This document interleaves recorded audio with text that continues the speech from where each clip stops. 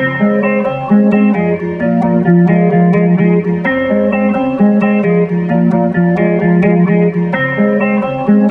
everybody. Welcome into another episode of Around the Octagon. Today, we are joined by a special guest, professional mixed martial artist, UFC veteran, The Ultimate Fighter Season 31 champion, Kurt the Hurt Holobaugh. Kurt, thank you for taking the time to join us tonight. How you doing, sir? Yeah, man, I'm doing good. Thanks for having me on. 100%. And to kick us off here for everyone listening, can you kind of tell your story on how you got into mixed martial arts? Yeah. Just growing up, man, I felt like I was always a fight fan, and didn't matter what it was. It could have been the Power Rangers, could have been the Ninja Turtles. Didn't matter what was on TV. If it had something to do with fighting, I was entertained with it. And then, I started getting into boxing a little bit back when it was the Mike Tyson and the Holyfield era. I started getting really big into boxing, and then here comes the UFC back in the Tank Abbott days. My parents used to go to Blockbuster, which a lot of people probably have no idea or a clue what Blockbuster is, but that's where you used to go to rent movies and stuff. And back in that time, the UFC wasn't on TV, so anything you watched, you had to go rent it after it was already done, and back for real internet and stuff. So man, I really got into the UFC, and I remember one of my uncles was like, "Oh, I'm gonna go do a cage fight," and I just thought that was the coolest thing in the world if he did.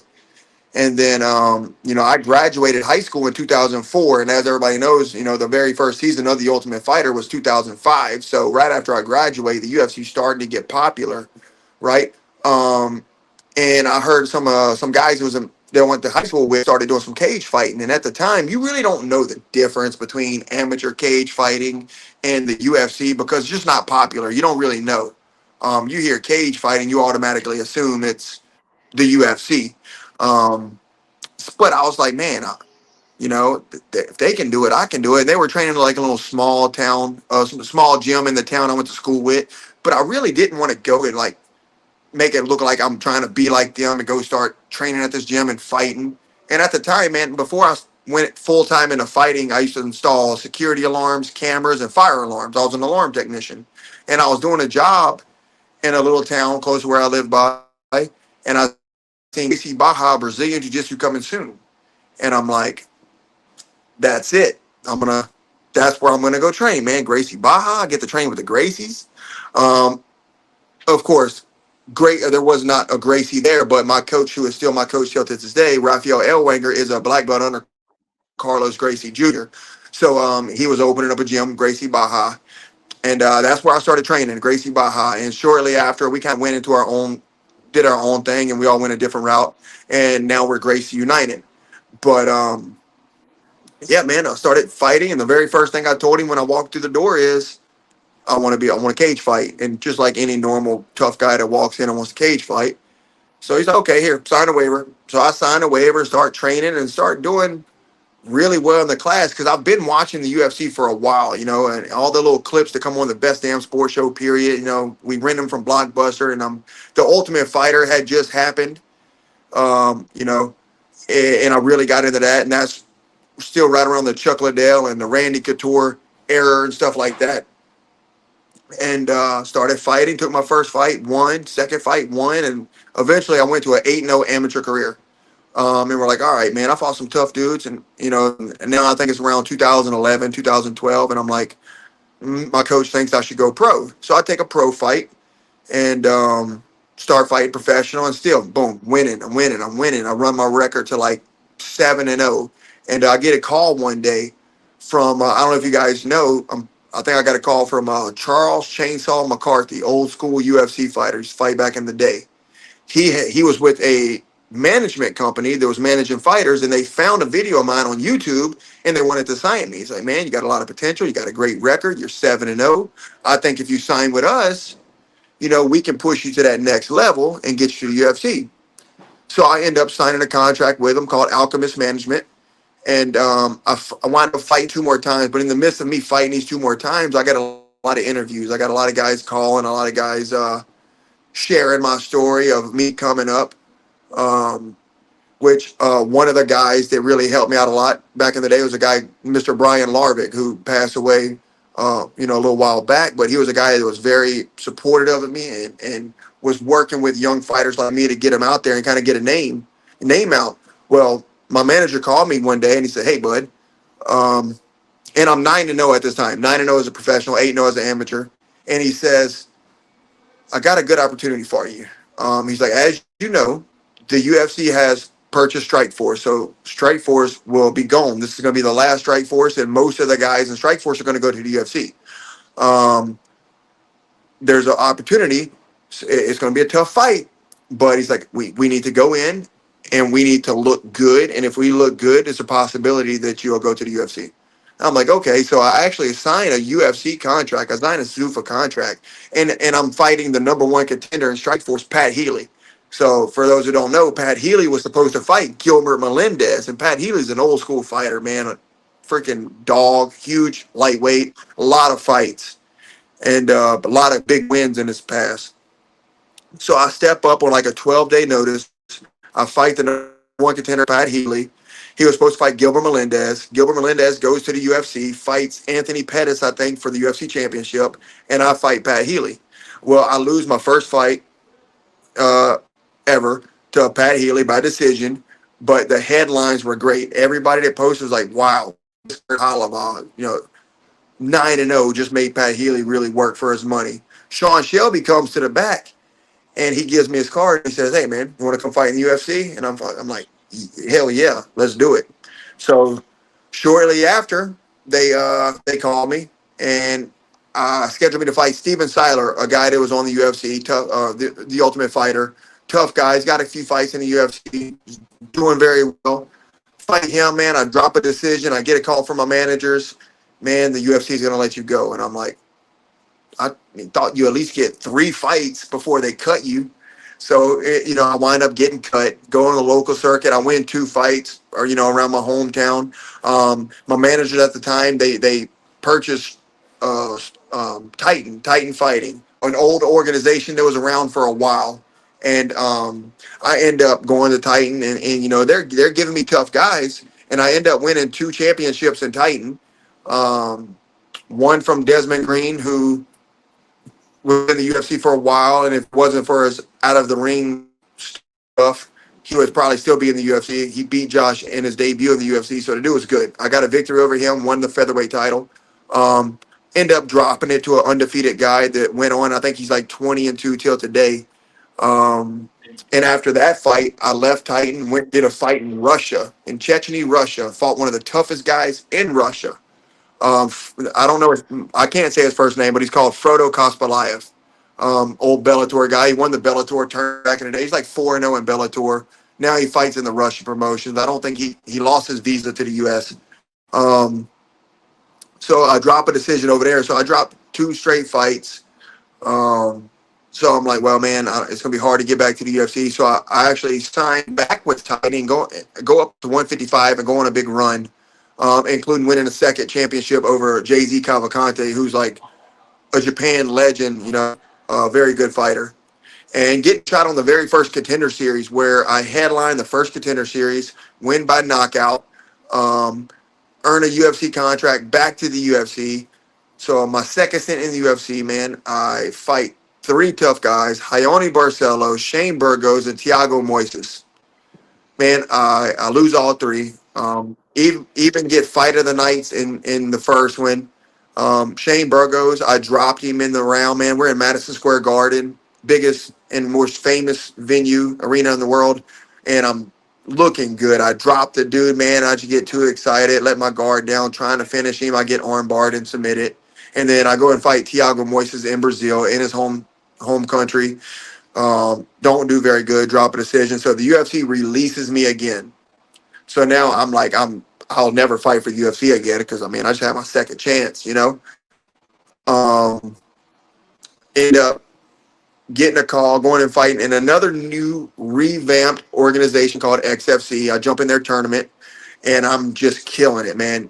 Kill the first guy in 18 seconds, knock the second guy out in the semifinals in the second round, and I'm on the way to the finals for like a pretty good payday. They're paying like $25,000 for the finals. Um, Never happens. The organization fumbles a little bit. and I actually signed with Khabib's promotion, Eagle Nurmagomedov, Eagle Khabib Nurmagomedov's promotion, and man, I'm trying to get fight offers, but the fights never happen. Even the name Kevin Lee got thrown around a little bit. Even I was going to maybe fight Kevin Lee, but it just never happened. And I get a call for the Ultimate Fighter, and I'm like, man, I don't know if I want to leave for 6 weeks and go to Ultimate Fighter. Like, no, I don't know, man. I ain't fought in like a year right now, almost two. You know, do I need to retire? Do I need to keep fighting? Like, I don't want to go to the Ultimate Fighter and get embarrassed by these guys. So my family was like, no, if you good to call, you go. So I do, man. I go. They accept me. The story's good. We get in the house. I got some friends in the house. Jason Knight, Carlos Vera. I know Roosevelt Roberts already because I was kind of supposed to fight him in the Eagle, but the fight never happened. Um, yeah, and long story short, man, I wind up winning the Ultimate Fighter, and I'm back in the UFC. Yeah, man, that's a great story and a great journey of yours. I'm happy you just told all that and everyone's able to hear that. And kind of segueing into our next question here, having experienced all these different promotions and just your journey in mixed martial arts, can you kind of talk about how they vary in terms of like professionalism, organizational structure, and strength of competition? Yeah, so I think the strength of competition sometimes is the biggest thing because a lot of these promotions, like when I say, even when I went to that first Titan card, man, the card's pretty good. A lot of us like the UFC. It's not much different because, whenever you are fighting in the UFC, it's not like you're hanging out with Dana White on the weekend before. Man, you don't see Dana White. You might see Dana White at the weigh-ins. You might see him at the fight, depending on if it's a pay-per-view or not.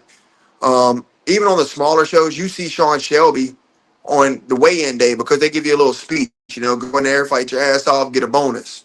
That's it. And you fight, they ship you out, and you go home. But I will say, man, one of the coolest experience I had with like a lesser organization than the UFC was the XFC. The very first XFC, and now this is around that COVID era, right? So I think this is like 2020, late 2020. They do their first fight in Atlanta. First off, man, the hotel they put us in is like better than any hotel I ever stayed in with the UFC. So the hotel is amazing, and there's a Ruth Chris in the steakhouse in the hotel, and it's free for the fighters. You just go give your hotel number, and boom, you order whatever you want. So I'm like, dude, this is legit. They're giving you money to eat on every day, so you get some per diem.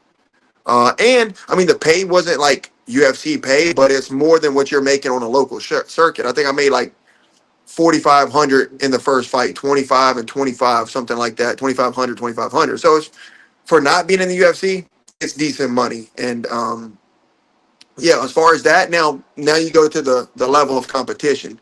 The guy I fought was 18-5, and I took him out in 18 seconds. So second guy I fought in XFC, 19-9, and I knocked him out in the second round, or early in the second round. Like I knocked him out at the end of the first, and then he was able to answer the bell, kind of. So I think that's the biggest thing. A lot of promotions are very similar of the terms of how they put you up and pay for a coach and pay for a room, pay for a flight, but it's always going to be the level of competition that's different in these smaller organizations. Gotcha. So, getting into a little bit more of, I guess back to your intro type of deal. Hurt the Hurt, it's a hell of a nickname. Can you tell us how the origin story behind the Hurt? Was it something that you came up with, or did somebody else bestow it on you? So this is actually a funny thing. So kind of my whole life, people would always mess with me and Kurt the Hurt, and I was always the type that never really wanted a nickname, I guess, just because I just didn't feel like any of the nicknames were good, even though Kurt the Hurt sounds good, right? So I'm fighting for 18 years now, and people call me Kurt the Hurt. And when I was a kid, people would call me Kurt the Hurt and stuff like that. I go to the Ultimate Fighter, and the producer on the Ultimate Fighter, Joey, man, we're doing the taping and like the interviews and stuff, and how we talk about stuff. And first thing he asked me, Kurt the Hurt, why you don't use that nickname? And I'm just like, man, I never wanted a nickname, and I don't know. He was like, "You missing out, man. You need that nickname." And I said, "Joey, if I make it to the finals, man, I'm gonna use the nickname. And I made it to the finals, and I stuck with it, man, and changed my Instagram over to Kurt the Hurt, and changed my intro in the UFC to Kurt the Hurt. So I guess that's something that's gonna stick with me now, and I'm gonna use it forever. Oh yeah. So we got the origin story of Kurt. We got the origin story of the Hurt. Let's get into a little bit more of your fighting style. So beyond obviously the knockout power that you have and that you've shown us all, are there any specific techniques, aspects of your fight style, or specific, martial arts that you think define the Hurt in the octagon? Just the way that I pressure guys, just the way that I'm just coming forward. It You would think that I have relentless cardio. You know, I have taken some punches. So I'm not scared to get hit, but it's just I get in your face and I try to drown you in pressure. And at the same time, I'm throwing everything I have. You go back and watch just about all of my fights except for the last one. Don't watch the last one. Watch all the rest of them. And you can kind of see how I fight. Yeah, no, that definitely makes sense. And going back a little bit, back to kind of the amateur scene. I know in the past in a few interviews you've mentioned Dustin Poirier and growing up in the amateur scene kind of together. Maybe you guys have been in a card together in the amateur scene. Is there a relationship between you guys? There seems to be a decent amount of mutual respect that you have for him and maybe some that he has for you. Is there a friendship there between you guys? Yeah, there is. We've never been like best friends. I mean, I honestly, I might have had his number at one time, but it's not like I have his number to call him on a daily. It's just we came up on the local circuit, and yeah, I think he fought his last amateur fight when I was fighting my fourth amateur fight. So we've been on the same card together. We kind of come up. I've trained with him, in the past. I went to his gym out in Lafayette at Gladiators and trained with him. Did some sparring with him. If I see him, we run into each other. We have a conversation, say what's up. Of course, congratulate each other on the success that we both had, and of course the success that he's had in his career. He's one of the best to ever do it, and it's crazy because I've seen that from when he was fighting amateur. And I've got to see basically his whole career on a rise. So yeah, man, I would say we're definitely we're friends. We see each other, we say what's up, have a little conversation, and pretty much it. Yeah, I'm Yeah, starting to think they put something in that Louisiana water, man. You guys both pretty much put that pressure on anybody that comes in that ring. So I'm starting to think it's something down there, man. Yeah, man. I but mean, I think that's just, man. First off, it's hot down here, so we got to train in the heat during the summer like crazy, and it's humid. And there's a lot of talent down here, man. A lot of talent has came out of Louisiana. There's a lot of guys that were really good in the UFC at one time. Yeah. yeah, definitely. And kind of moving over to your time on The Ultimate Fighter, I know you talked about having a bunch of friends or multiple friends there. You knew a bunch of people. So can you kind of talk about your experience on living in that house with those guys? Yeah, man. As somebody like me, like I said, I've watched the very first Ultimate Fighter in 2005, and I've basically watched every single season of the Ultimate Fighter up until I went on it. And of course, you see guys in the house making an ass out of themselves, breaking stuff, drinking, causing trouble, getting kicked off the show for missing weight or wanting to missing their girlfriend and leaving home. So, and I've always said, man, you know, basically what a pussy. Like you're giving up the opportunity of a lifetime to go home to your girlfriend, or maybe somebody wrote him a letter or something. His girlfriend was cheating on him. I'm like, come on, man. I would never leave the Ultimate Fighter for anything like that. I would never cry on the Ultimate Fighter for some stupid shit. So, I've always said that, and then I get the opportunity to go on it, and even going, it's like because when I put my mind to something, it's done. And I put my mind. I've told my wife, I'm like, dude, I love you. I'm going on this show. I plan on winning this show. I'm not coming home for nothing. If anything happens in the house, like something, they let the family. Like if it's a family emergency, my wife has contacts to the people at the Ultimate Fighter. They can call and get me, and I can talk or whatever. They can tell me news or whatever. So, but we go to the show. They take your phones. You have no communication with anybody on the outside world. You don't know what's going on. You don't know anything, any kind of fights except for UFC, because they do bring a TV in and let you watch the UFC fights. That's it. You train 2 times a day, morning and evening. You're training in the best facilities. You're training with the best coaches. You get anything you want food related. You have a list. Every day you just write on your list, and somebody goes in grocery shops, brings it back, and puts it in the refrigerator with your name on it. Doesn't matter if it's a T-bone steak, if it's a freaking porterhouse steak, whatever. You got it, right? So it's like, okay, this is a luxury. You know, you're being shuttled every day. Um, and everything is like free. You know, you don't need a wallet. You don't need nothing. All you do is get up, you get your bottle of water, and you go train. So that experience is like great because you have no worries. You know, you know your family's good because you're not getting phone calls. Um, you get anything you want, and you're getting the best training you can get, and you're getting a chance at a lifetime to fight in the UFC. And of course, it's good for me. I got some friends. I got guys like Jason Knight, who I've been knowing for many years before we got on the show. Carlos Vera, who I've known for many years before we got on the show. So I kind of got some friends. So I'm making friends, man. So to me, I loved it. Right? I miss it. I wish I could go do it again. Yeah, that sounds awesome there, Kurt. And I know you talked about the training and experiencing those coaches. What was it like having a guy like Michael Chandler there and some of those other coaches to help you out? That was the best part about it, honestly, man. Because you see some of the Ultimate Fighter seasons, you're like, I don't think I would vibe with that coach, or I would not want that team or coach. Now, don't get me wrong. I wanted Michael Chandler. I did not want Conor McGregor. Just never really been a fan of Conor. I've seen his coaching on the previous seasons of the Ultimate Fighter. I wanted to stay as far away from that team as I can get. Thank God we got to go with Michael Chandler, because that was the best thing I think could have happened to me. Right? Not only Michael Chandler, but his coaching staff. You know, we had Robert Drysdale, you know, man, jiu-jitsu guy, great world champion, great knowledge. Ryan Bader, you know, Bellator champion, former UFC Ultimate Fighter winner.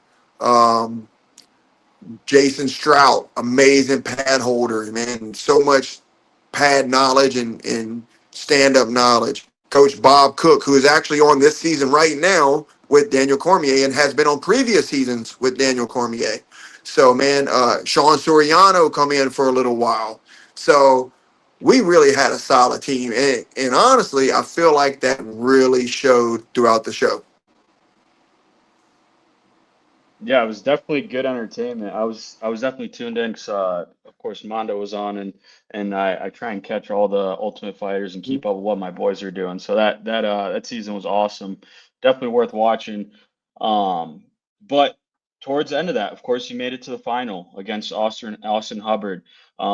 But in that fight, you showed pretty incredible mental resilience. You were really strong mentally. I think that's kind of what gave you the edge and ultimately led you to that win. Of course, you had that strong first round, but you maintained really good composure and came back to get that nasty triangle choke that we all saw. Could you walk us through a little bit the mental side of a comeback like that? I mean, how do you train your mind and stay so focused to where you're kind of unshakable in that cage? Yeah, so this kind of goes back to my first fight on the Ultimate Fighter, right? I lost the first round, and it's only a 2-round fight, and I'm losing the second round. And all of a sudden now, and as I start to think, damn, man, I came all this way, spent all this time, I'm away from my family, and I'm about to lose the very first fight. And, I'm like, fuck it, dude, I got to do something. So I create a scramble and wind up catching guillotine and winning the fight. So I'm like, damn, okay, so I can lose the whole fight, and I can come back and win. So that changed.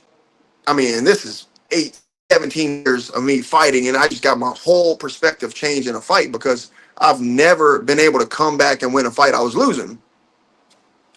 So, now I beat Lee, beat Jason, and I'm in the finals with Austin. And the first round, man, I felt I built some confidence. He took me down, I got up. He took me down, I got up. And I finished the round strong, like coming on. I know I'm landing punches. My right hand's landing. Everything's looking good. And man, we start out the second round, and I'm like, dude, I'm having fun. I don't feel tired at all. I feel like everything's landing. And then once I kind of like catch a kick or something like that, and he goes down, I jump on him, and I'm like, damn, I feel like he can't move really, and I feel good at the position, and man, yeah, and wind up scrambling and getting that triangle. Oh yeah, that was definitely And one of the cleaner transitions in the triangle I've ever seen. It was he's rolled right into it. It was crazy.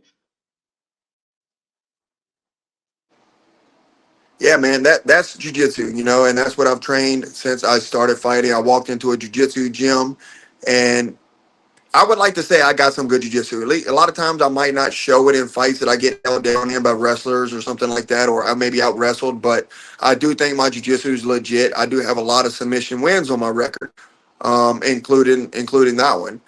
Um, so yeah, man. I mean, I think that's part of my game. If I can't knock you out and you're taking me down, then I'm trying to submit you. And sometimes I don't use the urgency to get back to my feet like I need to because I rely on the jiu-jitsu a lot because I know it's possible for me to choke you or tap you, armbar you, whatever. So, so yeah, man. I'm a jiu-jitsu guy. yeah, you're definitely always out there fighting for the finish. You can tell that by seeing, 18 finishes and 22 wins there. But with that submission win over Austin Hubbard, it had to felt great getting back into the UFC. So can you kind of say which one of those was the most rewarding out of those 3 times getting into the UFC? Man, I think the Ultimate Fighter is definitely the biggest, because like I said, I've watched that show since 2005. I watched so many guys hold that trophy high in the air. And whenever I won that fight and I realized, holy shit, I just did it. Because it's not like, just getting a call to go to UFC. It's great. It's great when your manager calls and says, hey, man, next week, signing you to the UFC. It's amazing. It's all your hard work or the Contender Series. I know I need a good performance. I need a win, and they'll possibly bring me to the UFC. It's great. Feels amazing. But when you leave your family for 6 weeks and you fight 2 times in 10 days, and then you do a big finale like we did for our show at the Boston TD Garden, man, I don't think anything tops that. Yeah, definitely, man. And kind of moving on from there, we like to learn about what motivates certain fighters. So at this stage in your career, do you have something in specific that you fight for? Just man, my family, my friends, everybody that comes to my gym and sees how hard we work in here. And it's a big part of being in the UFC. Just man, I'm from a small town. My town that my gym is barely has any population. We're a very small town, and for somebody like me to be in the UFC and fight on a global stage like I'm doing, it's amazing, man.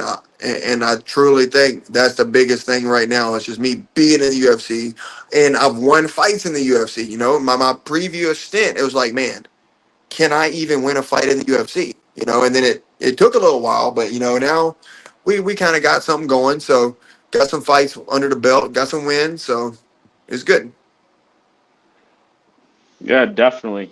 Um, and I guess now that we have the motivations and kind of on that topic of the emotional side of the fighting, besides the intense training, the weight cuts, and just putting that work in every single day as a professional fighter, what do you think the most significant unseen sacrifices that you went throughout your career or that you've had to make to kind of get yourself in the position that you're in right now? Man, it's just so everybody goes through hard times in their life. You know what I'm saying? And it's just, and I've been through some hard times in the past, with stuff like that, with having to fight for custody of kids and stuff like that, which I have custody of my kids. So we go down rough roads sometimes, but it's like And what I try to tell some of these younger guys that are fighting, no matter what was happening in life, I never took a break from fighting. I never took a break from the gym. I never missed a gym payment. No matter when I had $0 in the bank, my gym membership got paid. And I went to the gym and I had a fight booked and I was fighting. And this was all in the midst of the UFC, my very first UFC fight too. I had a lot of out of the ring personal problems we was fighting through, like custody of kids. Um, but it's just keep going no matter what happens. Keep going. And then take opportunities when you get them. Yeah, absolutely. Thanks for sharing. And I saw you post something on your Instagram story a couple weeks back following that Nicholas Motta versus Nazim Sadikov fight, saying Yeah. Nicholas Motta would be a fun fight. And I agree, that would be a very fun fight to watch. And it seemed like you're looking to return soon. So, like, just how soon can we expect to see Kurt the Hurt back in the octagon? Well, man, if they call me for July 19th in New Orleans, I'm there. But that's probably not going to happen. But you never know. They know that's what I want. I feel like I should have got that call. That's where I should have fought. I shouldn't have fought May 31st. I should have fought in my home state, New Orleans. But I'm not even going to be bitter or mad about it. Yeah, I am a little bit. But yeah, man, I'm just going to look up to the next fight, man. Nicholas Motta. You can go look at some of my interviews, and that's a guy that I've said before that, man, I think Nicholas Motta would be a good fight. Challenging fight. I'm not even saying I'm going to go in there and knock Nicholas Motta out. He might knock me out. You know what I'm saying? But of course, I studied Nicholas Motta a little bit when he fought a former opponent of mine, Trey Ogden. That was Trey Ogden's debut in the UFC. No, it wasn't. That was like his second or third fight, but it's a fight that Trey Ogden was dominating. So I was trying to study Nicholas and see if what he was doing good or bad. And then after his fight the other night, I'm like, holy shit, he was like a 4-1 underdog, 5-1 underdog, and man, he almost put the dude away. And I'm like, dude, that's the type of fights that I want. But I can't get those type of fights. The only person that he did it for 2 rounds was my win against Kenya Krzyzewski, guy from the Fighting Nerds. It took him 2 rounds before he finally decided to start trying to take me down. But fights I want, man. I want the fights like Nicholas Motta just had. I want to get bloody. I want to put on wars, man. I feel like I should have a lot more Fight of the Night awards in the bag, than I have. So I'm kind of pissed off about it. I feel like every time I have an incredible fight or should get a performance, it's on a big card or somebody else or something else happens, right? When I tapped Austin with the triangle, that should have been a damn performance of the night, but I didn't get a performance of the night. My fight with Candid should have been a fight of the night. My fight with Alexander Hernandez should have been a fight of the night. But on both of those fights, the UFC gave 4 performance bonuses and 0 fight of the night bonus. Yeah, I will say, I think if you fought Nicholas Motta, that's lining up early card to be a fight of the night type candidate. For sure, man. And he's a dog. And I even told him, he kind of he responded to it. He said, hell yeah, or oh yeah, let's do it. And I'm like, no disrespect, bro. Like, you're a fucking dog. Like, and that's what I want. So we'll see if it happens, man. I mean, we both fought a similar timeline. I fought like 2 weeks before before he did. I know he had a pretty bad cut on his head. And I even talked to my manager a little bit. My manager, Brian, was down there, and he was like, yeah, man, he going to need some time to heal if that fight happens. A pretty nasty cut on his head. And I'm like, perfect, dude. Let's do September. I think that's a realistic timeline. I would like to get back soon, but September sounds good. Definitely. Yeah, I mean, we'd love to see you come September. And of course, those wins and those performance bonuses are always what you want come to the end of the Saturday night. But oftentimes, the most important lessons at least in life, come from the losses. Do you think there's a specific loss in your Yep. career that fundamentally changed your approach to how you train, fight, or even anything outside of MMA? Do you think there's something that you learned in that cage that you brought out of it and that kind of changed your game?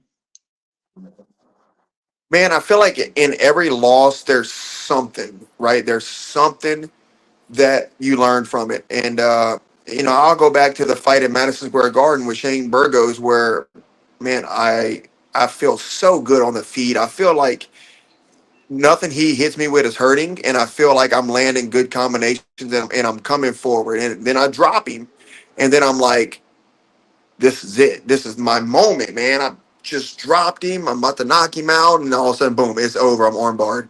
So I'm like, okay, let's work on not getting overconfident when you think you hurt somebody or when you do hurt somebody, because man, they're trained to come back from that. So I think I took a little bit out of that fight, and I remember that my next time I got a win was in the XFC, and soon as I drop the dude, I do not go down in his guard. I stay up on top and I stay on my feet and I finish from the hitting him on the ground. So but even go back to the Trey Ogden fight, man. I know that I can't accept staying on the ground if I get taken down. Yeah, my jiu-jitsu's good, but when these guys are trained to anti-wrestle or anti-jiu-jitsu, they're training not to be submitted. So sometimes it's hard, especially when they just want to hold. So I have to get back to my feet and I have to try to knock them out. It's awesome, man. Kurt, we're starting near the end of this interview, but before we do, we have a few fun questions here for you. And the first of them being, if you were to or try to convince any friend to get an MMA who's never watched a fight before, what fight are you showing them as their first fight to see? Man, you cannot go wrong with the Stephan Bonner Forrest Griffin Classic in the Hell very yeah. first Ultimate Fighter. You can't go wrong with that. You know what I'm saying? And then, man, show him a couple of my fights. Show him my fight with Jason Knight. Let's show him how fighting should be. Oh, yeah. And here's another one for you. If you were in charge of building the MMA Mount Rushmore, whether it be UFC or outside of the UFC, which four fighters would you put up there? Man, it's a tough one. But, man, first off, you got to put Dustin Poirier up there. I mean, the dude is for the amount of fights he has in the UFC. For his resume, yeah, he might not be undisputed champion, but who cares? He has more fights in the UFC, and he has one of the biggest and strongest resumes out of anybody in that lightweight division. So I think you got to go with Dustin Poirier right now. Um, George St. Pierre, John Jones, and we need one more. Oof.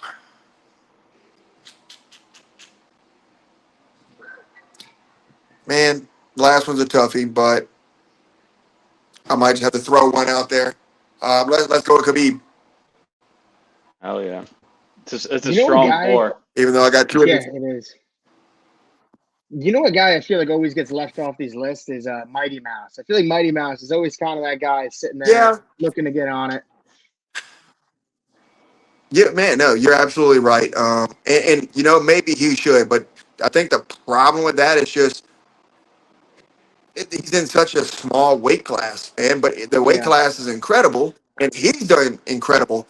But when people start thinking about it, not a lot of people look down to that weight class. And it that's very sucks, true. but I think that's what it is. That's very true. And to wrap us up here, what would be your dream fight if you could pick anyone throughout history? Man, oh man.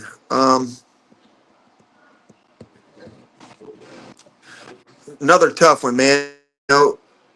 Back in the day, before I made it to the UFC, my dream fight was Joe Lozon. I've thought that because I always got compared to Joe Lozon a lot, so I really always wanted to fight Joe Lozon, and I think he's technically still employed by the UFC. So you never know, man. With two older guys, it could happen one day. But oh man, very tough one. But man, let's do Max Holloway, yeah, you know, and New Orleans. You never know, man. Something happened to Dustin.